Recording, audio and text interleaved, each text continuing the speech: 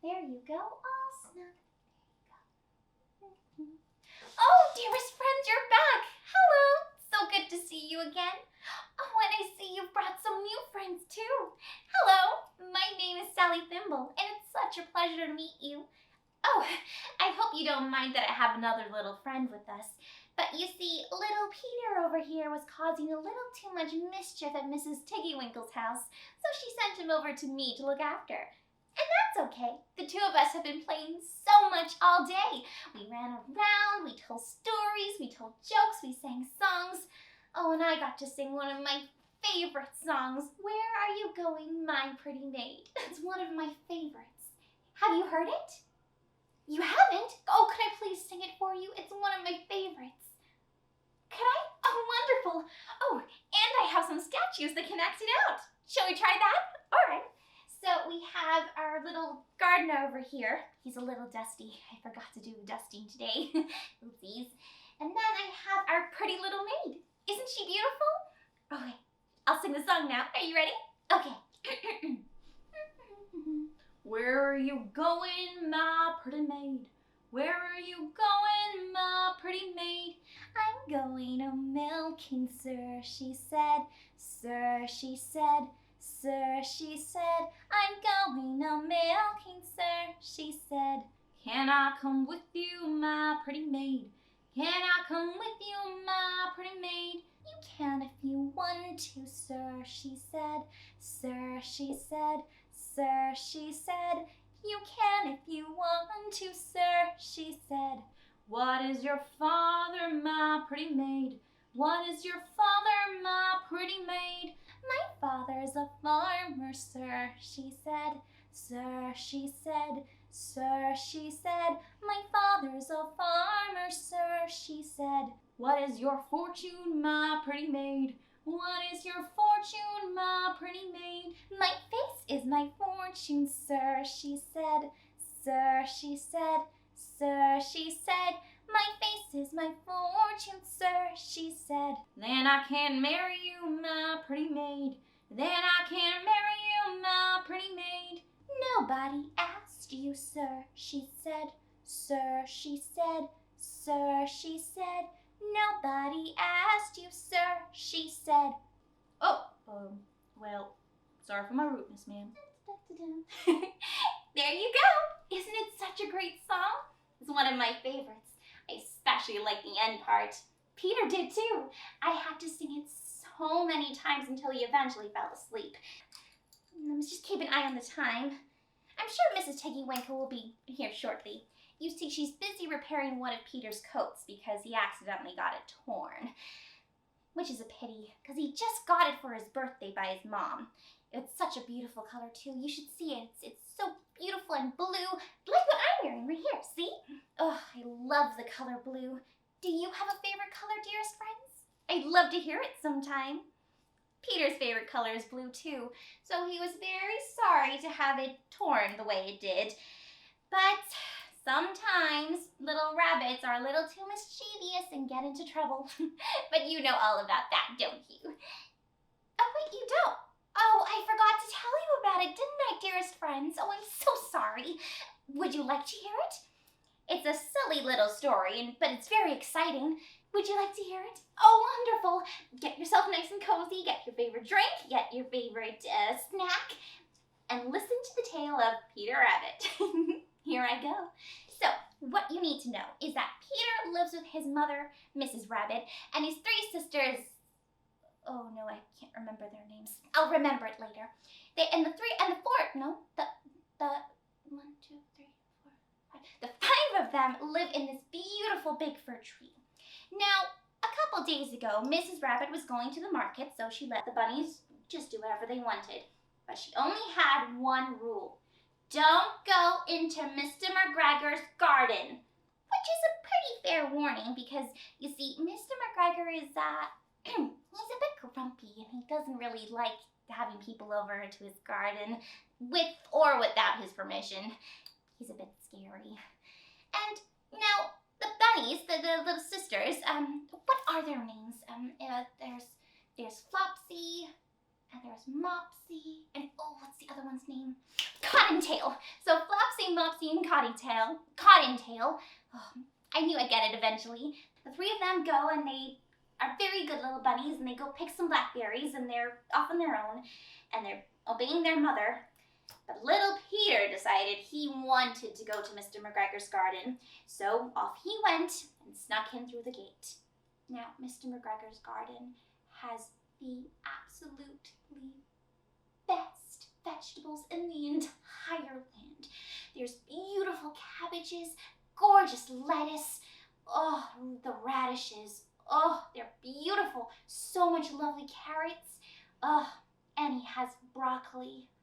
I love broccoli. Do you have a favorite vegetable, my dearest friends? Well, anyway, Peter was having the time of his life eating all of the veggies. And then he was starting to get a bit full, so he was looking around for some parsley to nibble on, when as he turned a corner, who should he bump into but Mr. McGregor? And Mr. McGregor was not very pleased to see him. "Stop, thief!" he cried and ran after him, and Peter ran away so fast that he lost his shoes. They just fell off. Dearest friends, you have to be running really, really fast to lose your shoes, don't you think? Well, Peter thought so, so he got a little cocky about it, when all of a sudden he found himself tangled in this big net. Well, the buttons of his new coat got him caught in the net, and he was stuck. And closer Mr. McGregor came, inching, and Peter struggled and struggled to get himself out of it, and eventually he made his way out of the net. Oh, well done. But he left his coat behind, silly thing. So what he did was he ran into the garden shed and hid in one of his watering cans.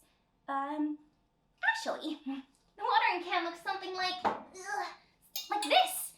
Only this part is a little bigger because Peter would need to fit inside, obviously.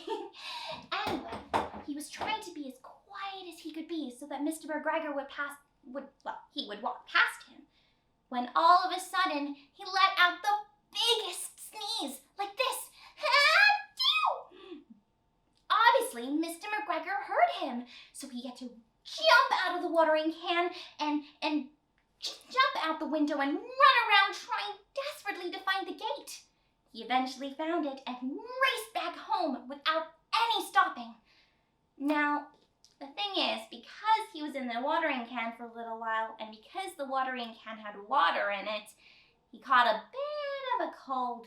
So while Flopsy, Mopsy, and Cottontail, they had beautiful blackberries and milk and bread for dinner, he went straight to bed without any supper. He just had chamomile tea. But he was alive and he was all safe, and that's, the end of the story. Oh no, that's not the end of the story, because Peter's jacket is still in Mr. McGregor's garden. Oh, and you know what Mr. McGregor did with the jacket? He found it and put it on a scarecrow for everyone to see as a warning. And you know who saw this jacket? Benjamin Bunny. That's Peter's cousin. And he decided that he was going to help his cousin get the jacket back. So, a few days later, he went to Peter and tried to convince him that the two of them should go and take the jacket back. Peter was understandably a little nervous to go back to Mr. McGregor's garden after that whole fiasco. But after some time, Benjamin convinced him, and the two of them went back to the garden. So off the two went and jumped over the gate, and you know what they did? They went and took the jacket back from the scarecrow. Peter was so happy to get his jacket back. Now, friends, don't you think that if they were smart little bunnies, after getting the jacket back, they'd head straight on home? But do you think they did that? No.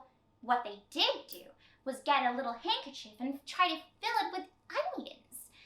And they filled up and they'd gotten a few onions when as they turned a corner, do you know who they saw? It wasn't Mr. McGregor this time. It was Mr. McGregor's cat. Now, I don't know if you know this, dearest friends, but bunnies and cats don't always get along, so this is a bit of a problem. The two frightened bunnies ran underneath a basket to keep safe. But you know what happened? The cat went and sat on top of the basket. The bunnies were stuck underneath the basket for 5 hours. That's a really long time to be underneath the basket. I know I wouldn't like that. Would you like that, dearest friends? I don't think so. But luckily, as the afternoon wore on, old Benjamin Bunny came walking by. You see, he was looking for his son, Benjamin Bunny, and when he saw the cat in the basket, he figured out what had happened. Luckily, he wasn't afraid of that old cat and frightened the cat away and rescued the 2 little bunnies. Now, being very stern with them, old Benjamin Bunny marched the 2 bunnies all the way home, where Peter gave the onions to his mom and showed that he had his jacket back. And everyone was safe and the jacket was returned and people had some radishes for dinner. I bet you're wondering, dearest friends, what Mr. McGregor thought about his scarecrow being without a jacket. Well, you see, it's a bit of a funny story, actually. He went around asking everyone in the village if they'd seen what happened to his jacket. He even asked some fairies if maybe they played a trick on him before, which is very silly. Fairies don't play those sort of tricks. Well, not always, and not, well, maybe that's a story for another day. But anyway, at the end of the day, everyone was safe and the jacket was returned, although it is quite torn because it had quite a journey. But thankfully, everyone is safe, and Mrs. Twiggy Winkle is busy repairing his coat. She's awfully good at repairing things. And making things, you know. She's making me a dress and, oh, I think that's her at the door now. I better go greet her. It was so lovely seeing you again, friends, and I'll see you again soon. Goodbye. Goodbye.